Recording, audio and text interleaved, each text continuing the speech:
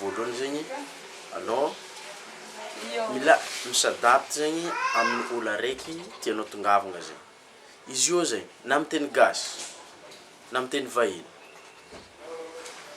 na miteny kôva na miteny côtier, donc zegny tokony misadapty zegny anao amin'ny olo araiky tianao aviagna amin'ny fiainagny.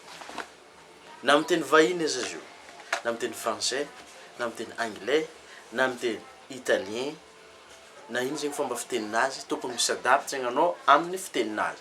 Avy amin'izegny zegny ianaranao ny raha mahakasiky fiaignanazy.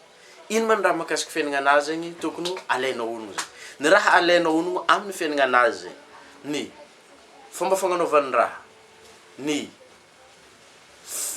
raha mahazatra izy amin'ny fiaignanazy, ary ny fomba fandiniagna anazy. Agnatin'ny jiabijiaby zay zegny ny fahazara. Safe izy koa zegny anao mandany lera mandiniky ino amizay zegny fahazaragna anazy manomboka izy miala avy amin'ny fandriagna ndraiky jusque izy mipody ambony fandriagna zegny.